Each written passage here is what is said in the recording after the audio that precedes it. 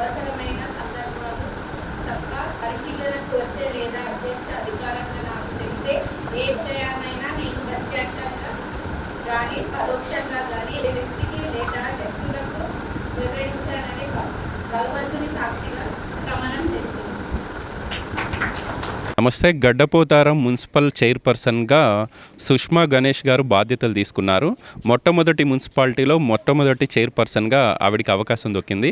వాస్తవానికి ఈ గడ్డపోతారం మున్సిపాలిటీలో చాలామంది కౌన్సిలర్లు కొత్తగా ఎన్నికైన వారే. మనతో పాటు సుష్మా గారు ఉన్నారు, మాట్లాడే ప్రయత్నం చేద్దాం.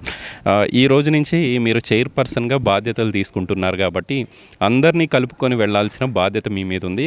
కౌన్సిలర్లందరికీ కూడా మీరు హెడ్గా పనిచేయాల్సిన అవసరం ఉంది. ముందుగా పార్టీ పెద్దలకు కేసీఆర్ అన్న గారికి, హరీష్ అన్న గారికి, కేటీఆర్ అన్న గారికి నా నమస్కారాలు. మమ్మల్ని నమ్మి నన్ను చైర్మన్గా ఎన్నుకున్నందుకు మా కౌన్సిలర్లు అందరికీ నా ధన్యవాదములు.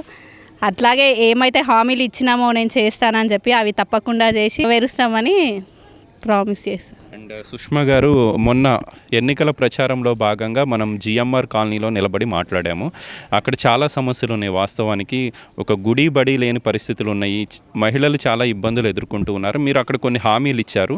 ఆ హామీలు నెరవేర్చబోతూ ఉన్నారా? తప్పకుండా నెరవేరుస్తామనే ఇట్లా ముందుకు వచ్చాం కదా, తప్పకుండా నెరవేరుస్తాం. గుడి బడి రోడ్లు అండర్ గ్రౌండ్ డ్రైనేజీలు అవన్నీ సమస్యలు అతి తొందరలో తీరుస్తాం. పాటు గణేష్ గారు ఉన్నారు.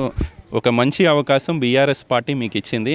బహుశా ఈ నియోజకవర్గంలో ఉన్న 5 మున్సిపాలిటీలో మీ అంత అదృష్టవంతులు వేరే వాళ్ళు ఉండకపోవచ్చు. ఎందుకంటే ఒక యువ నాయకత్వానికి మీ పార్టీ అవకాశం ఇచ్చింది ఇక్కడ చైర్పర్సన్గా. ముందుగా మా బీఆర్ఎస్ పార్టీ అధిష్టానానికి మాపై నమ్మకం పెట్టుకొని ఈ పదవిని మాకు అప్పగించినందుకు ఆ బాధ్యతను పూర్ణంగా వాళ్ళు ఏదైతే నమ్మకం పెట్టుకొని ఇచ్చారో ఆ నమ్మకాన్ని ఒమ్ము చేయకుండా మా బాధ్యతలను ప్రజలకందరికీ అందిస్తాము. ఏదైతే ఈ పదవి మాకు అప్పగించారో ఆ పదవిలో ఉన్న పవర్ని యూజ్ చేసుకొని ప్రజలకు న్యాయం చేకూరుస్తామని చెప్తున్నాను. ముందుగా మా ఎమ్మెల్యే గారికి, ఎమ్మెల్సీ రాజన్న గారికి, కొలన్ బాలరెడ్డి అన్న గారికి, అదేవిధంగా షమీపూర్ కృష్ణ చైర్మన్ గారికి, వీళ్ళందరికీ ముందుగా మా ధన్యవాదాలు తెలుపుతున్నాము. ఎందుకంటే అతి చిన్న వయసులోనే మా భార్యపై నాపై నమ్మకం కలిగించడము మాకు చాలా సంతోషంగా ఉంది. అదేవిధంగా ఎవరైతే మాజీ సర్పంచ్లు ఇప్పుడు ఉన్నారో గడ్డపోతరమే కానీ, మన లక్ష్పతిగూడెం వావిలల్లే కానీ, ఇంకోటి మాదారమే కానీ, మళ్ళా కాజిపల్లె కానీ, వీళ్ళందరూ ఎవరైతే ఇప్పుడే ఫస్ట్గా మున్సిపల్గా ఏర్పడింది కాబట్టి ఈ సర్పంచ్లు అందరి సహకారంతో ఏ విలేజెస్లో ఏ ప్రాబ్లమ్స్ ఉన్నాయో అన్నీ మేము మా నోటీస్లోకి తీసుకొని తప్పకుండా సమస్యలు ఏవైతే ఉన్నాయో అవి తప్పకుండా తీర్చి సాల్వ్ చేస్తామని చెప్పి మాటిస్తున్నాను. అందరి పెద్ద మనుషుల సహకారం తీసుకొని వాళ్ళ సలహా సూచనల మేరకు పార్టీలో సీనియర్ నాయకులు ఎవరైతే ఉన్నారో వాళ్ళందరి సలహా సూచనల మేరకు మేము తప్పకుండా మనసావాచ పనిచేసి 100కి 100% ఏమైతే హామీలు మేము ప్రజలకు ఇచ్చామో అవి తప్పకుండా చేస్తామని మాటిస్తున్నాం. అండ్ గణేష్ గారు, మొన్న ఎన్నికల క్యాంపెయిన్ సందర్భంగా మీరు కొన్ని హామీలు ఇచ్చారు. వాస్తవానికి మీరు ఇచ్చిన హామీలు కౌన్సిలర్గా చేయగలుగుతారు. ఇప్పుడు చైర్పర్సన్గా కూడా బాధ్యతలు మీకే వచ్చినాయి కాబట్టి ఇంకొంచెం మెరుగ్గా చేయడానికి అవకాశం ఉంది. జిఎంఆర్ కాలనీలో మౌలిక వస్తువులు లేని పరిస్థితులు ఉన్నాయి. వాళ్ళకి ఇచ్చిన హామీని నెరవేర్చబోతూ ఉన్నారా? తప్పకుండా అన్న. జిఎంఆర్ కాలనీ చాలా వెనుకబడి ఉంది. ఎందుకంటే అది 2009లో మా అమ్మగారు సర్పంచ్ ఉన్నప్పుడు మా అమ్మగారు, మా నాన్నగారు, ఇదే మన కొలన్ బాలరెడ్డి అన్న గారు కూడా చాలా కష్టపడి మా ఊరికి పొల్యూషన్ ఉందని చెప్పేసి ఒక 5 ఎకరాలలో ప్లాటింగ్ లేఅవుట్ తేవడం జరిగింది. అది వెనుకబడే ఉంది. ఒక centre road 40 feet road drainage తప్ప ఇంకా ఏ పనులు కాలేవు. దాంట్లో ప్రజలు ఏదైతే ఆ మురికి నీటి వాసనకు ఆ డ్రైనేజ్ లేకుండా ఇబ్బంది పడుతున్నారో అవి తప్పకుండా నెరవేరుస్తాము.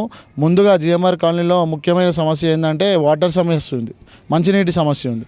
ఆ సమస్యను మేము ఈ వచ్చే 6 నెలల నుండి సంవత్సరం లోపు మా సహాయ శక్తులను మించి ప్రాబ్లం లేకుండా ప్రజలకు మంచినీటిని అందిస్తాము.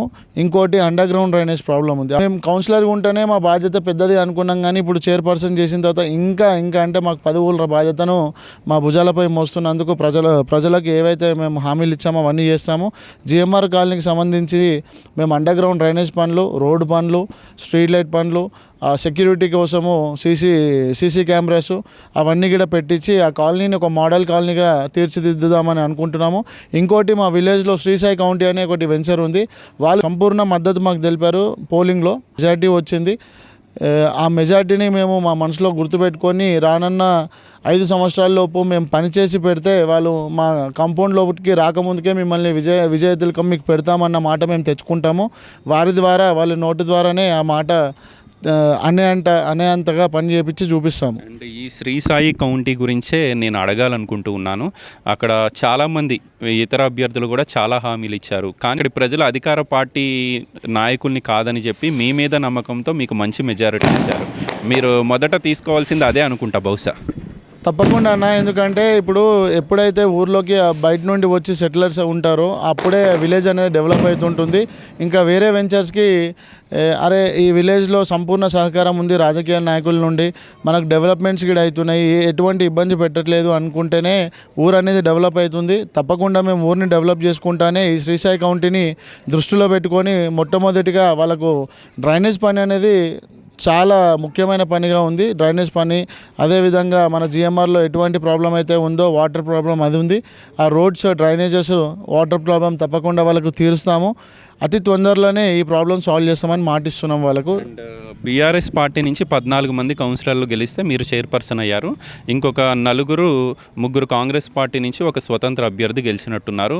వాళ్ళను కూడా పార్టీలకు అతీతంగా వాళ్ళ వార్డుల అభివృద్ధి కూడా మీ సహకారం ఉండాల్సిందే చైర్పర్సన్గా.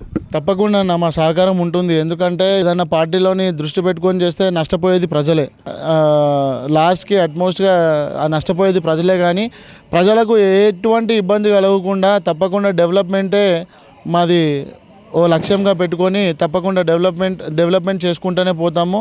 మేము ఈ ఎలక్షన్స్కి వచ్చింది కూడా vote for development, vote for future progress అనే నినాదంతోనే వచ్చాము. తప్పకుండా చేసి చూపిస్తాము. మీ గెలుపు కోసం చాలామంది కష్టపడ్డారు. చాలామంది యువకులు కూడా మీ కార్యక్రమాలన్నీ మీ ఎలక్షన్ క్యాంపెయిన్లో మేము చూసాము. మీరు చెప్పినా చెప్పకున్నా మీకోసం అండగా నిలబడిన వాళ్ళందరినీ కాపాడుకోవాల్సిన బాధ్యత ఒక యువ నాయకులుగా మీ మీద ఉంది. తప్పకుండా ఇప్పుడు నా వెనకలు ఎవరైతే ఉన్నారో మొత్తం చిన్నప్పటి నుండి మేము క్రికెట్ ఆడిన టీం, ఇదంతా మేము అందరము చిన్నప్పటి నుంచి చెడ్డీలు వేసుకొని స్నేహం చేసిన టీము.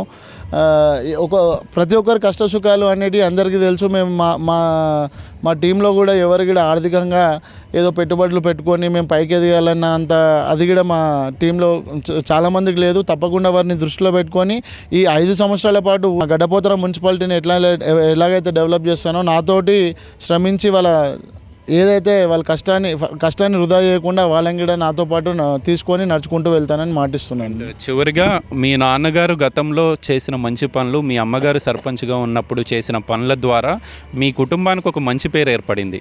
మీ నాన్నగారికి మీ అమ్మగారికి ఏదైతే పేరుందో ఆ పేరుని సుష్మా గణేష్ గారు నిలబెట్టుకోవాల్సిన బాధ్యత మీ మీద ఉంది. ఒక మంచి అవకాశం మీకు. ఇప్పుడు అన్నిటికంటే పెద్ద బాధ్యత ఏంటంటే మా అమ్మ మా నాన్న పేరు చెడిపోకుండా ఈ 5 సంవత్సరాల రాజకీయాన్ని, ఈ 5 సంవత్సరాల మున్సిపాలిటీలోని డెవలప్మెంట్స్ని ఎలా చేయాలి, ఎలా నడిపించాలి అనేది నాకు చాలా పెద్ద బాధ్యతగా ఉంది.